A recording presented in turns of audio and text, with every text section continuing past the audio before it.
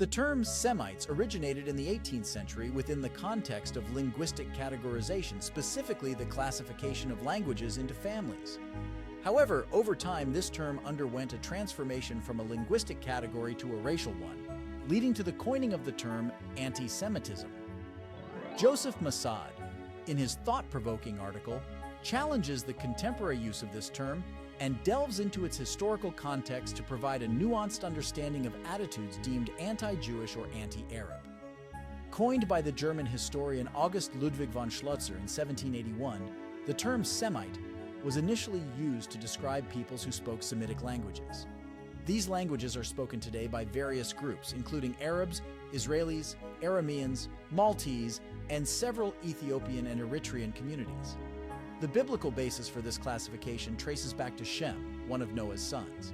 However, as the 19th century witnessed the rise of European biological racism, the term Semite shifted from a linguistic category to a racial one. Jews were identified as Semites, and this laid the groundwork for the emergence of anti-Semitism. In pseudoscientific racial theories, Jews were considered an inferior race, justifying discriminatory attitudes. Massad argues that the term anti-Semitism has been misused, particularly in the context of attitudes towards Arabs. While Arabs are also classified as Semites by European standards, historical Orientalism and colonialism targeted both Arabs and Muslims, expanding the scope of anti-Semitism beyond its original meaning.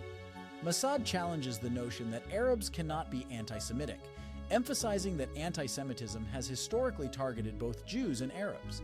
The article also addresses Holocaust denial in the Arab world, asserting that it is primarily motivated by political reasons rather than racism. Massad contends that Arabs who deny the Holocaust do so in rejection of the Zionist claim that the Holocaust justifies Zionist colonialism. He emphasizes the need for solidarity with all Holocaust victims while opposing the instrumentalization of this historical tragedy to justify oppressive policies. Massad concludes by highlighting the prevalence of anti-Arab and anti-Muslim sentiments in today's world, attributing them to historical anti-Semitism. Unlike the past, he argues, Arabs and Muslims are now the primary victims of anti-Semitism.